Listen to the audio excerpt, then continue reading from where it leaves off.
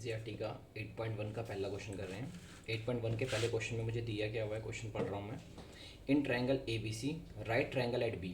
मुझे क्या बोला गया है कि एक राइट ट्रायंगल दिया हुआ है, मुझे एक राइट ट्रायंगल बना लेता हूँ मैं, ठीक है। और मुझे किस पे बनाया गया है, राइट एंगल बनाया गया है बी पे। तो राइट ट्रायंगल मैं बनाऊँगा बी पे, ए बी सी। तो राइट ट्रायंगल मैंने बी पे बना दिया। ए बी मुझे दिया है 24, ए बी मैंने 24 लिखा। बी सी मुझे 7 दिया है तो बी सी मैंने 7 लिखा। मुझे हाइपोटेनियस मिसिंग है, यहाँ पर हाइपोटेनियस नहीं दी मुझे, ठीक है। तो हम पहले ही पढ़ चुके हैं 6th क्लास में पाइथागोरस थ्योरम क्या होती है, H square is equal to P square plus B square. सबसे पहले आपको क्या करना है, इन तीनों साइडों को कंप्लीट करना है। और तीनों साइडों को कंप्लीट कैसे करोगे आप, पाइथागोरस थ्योरम से, ठीक है ना। कभी आपको एच नहीं दिया होगा तो आपको P square plus B square की मदद से आपको एच स्क्वायर निकालना एच निकालना होगा। कभी आपको क्या दिया होगा, परपेंडिकुलर नहीं दिया होगा, हाइपोटेनियस और बेस दिया होगा, तो फिर उसके लिए क्या करोगे, परपेंडिकुलर नहीं दिया आपको तो क्या करोगे, H square minus B square का फॉर्मूला लगाओगे। कभी हो सकता है आपको बेस ना दिया हो, तो बेस ना दिया हो तो क्या करोगे आप, H square minus P square का फॉर्मूला लगाओगे। इससे हमारी तीनों साइडें निकल सकती हैं, अगर कोई एक ना दी हो, दो दी हो तो, ठीक है ना। तो अभी अभी के लिए क्वेश्चन में क्या दिया हुआ है मुझे, परपेंडिकुलर दिया है, बेस दिया है और हाइपोटेनियस नहीं दिया। तो हाइपोटेनियस निकालने के लिए मैं क्या करूँगा, फॉर्मूला लगाऊंगा H square equals to P. P कितना है मेरा 24, 24 का स्क्वायर प्लस 7 का square. H square equals to 24 का स्क्वायर मल्टीप्लाई 24 प्लस 7 मल्टीप्लाई 7।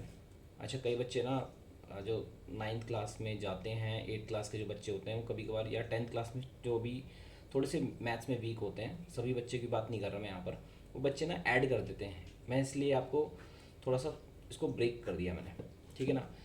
तो एच स्क्वायर इक्वल्स टू 24 को 24 से मल्टीप्लाई करो तो 576 आएगा, ठीक है। और 7 को 7 से मल्टीप्लाई करोगे तो 49 आएगा। अगर एच स्क्वायर को देखूँ मैं कितना आ जाएगा, 7 9 और 6 5 15 का 5 1 कैरी 10 11 12 2 1 कैरी 6 to 5 आ जाएगा। तो एच इक्वल्स टू क्या आ जाएगा, ये देखो स्क्वायर जो है इक्वल्स टू के उधर जाके रूट में चेंज हो गया। ये जो स्क्वायर था, ये जो 2 था, इसको स्क्वायर पढ़ते हैं हम, तो ये 2 था, स्क्वायर जो था इक्वल्स टू के उधर गया तो 6 to 5 के ऊपर रूट लग गया। अब 6 to 5 के ऊपर रूट लगा तो h इक्वल्स टू कितना आ गया 25। अच्छा, एक चीज़ का ध्यान रखना, सेंटीमीटर में दिए सारी यूनिट्स तो मैं सेंटीमीटर ही लिखूँगा यहाँ पर भी, ठीक है। अब आते हैं क्वेश्चन पे।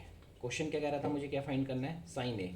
तो पिछली क्लास में थोड़ा सा हमने देखा गया था, साइन का फॉर्मूला पढ़ा था हमने। साइन का फॉर्मूला क्या होता है, पी अपॉन एच। साइन का फॉर्मूला पी अपॉन एच पढ़ा था हमने, ठीक है ना। अब साइन के लिए फॉर्मूले के लिए मुझे परपेंडिकुलर भी चाहिए और हाइपोटेनियस भी चाहिए। मैंने आपको उस क्लास में बताया था कि परपेंडिकुलर परपेंडिकुलर के वो मतलब एंगल के सामने वाला परपेंडिकुलर होता है। तो एंगल मेरा ए है, ए के सामने वाला परपेंडिकुलर होगा। ए के सामने क्या है मेरा 7, ए के सामने वाला मेरा 7 है, क्योंकि साइन ए की बात हो रही है। ए के सामने वाला मेरा 7 है तो 7 मेरा परपेंडिकुलर हो गया। और हाइपोटेनियस सेम होती है 25, तो 25 रहेगी। ऐसी क्या फाइंड करना है मुझे, कॉस ए। कॉस ए के लिए क्या होता है formula, B upon H. B upon H.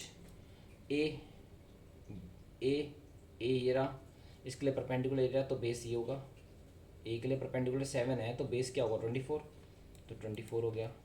और हाइपोटेनियस एच कितनी है 25, तो 25 डन। अब इसका सेकंड पार्ट का क्या निकालना है, साइन सी। सेकंड पार्ट का साइन सी, तो साइन सी, साइन का फॉर्मूला सेम लिखेंगे पी अपॉन एच। अब सी की बात हो रही है, इसकी बात हो रही है, तो इसके लिए परपेंडिकुलर तो यही होगा, मैंने बताया था कि हाइपोटेनियस ये परपेंडिकुलर, ये बेस, तो ये परपेंडिकुलर होगा 24 और हाइपोटेनियस 25 रहेगी। अगर मैं किसकी बात करूँ, कॉस सी की बात करूँ, कॉस कॉस क्या होता है बी अपॉन एच। अब सी की बात कर रहा हूँ तो सी के लिए परपेंडिकुलर ये है तो बेस ये होगा, सी के लिए परपेंडिकुलर ये है तो बेस ये होगा, तो 7/25 आ गया। सिंपल सी बात है, क्वेश्चन करने से पहले आपको एंगल देखना है, एंगल कौन सा बोला गया है। अगर ए एंगल बोला गया है तो उसके लिए सामने वाला परपेंडिकुलर होगा, अगर सी बोला गया तो ये परपेंडिकुलर होगा बस। ए के लिए ये परपेंडिकुलर होगा, सी के लिए ये परपेंडिकुलर होगा बस, और बी के लिए यही परपेंडिकुलर होगा। तो बस ध्यान क्या रखना है आपको, ए के लिए ये, सी के लिए ये और बी के लिए भी यही। ठीक है।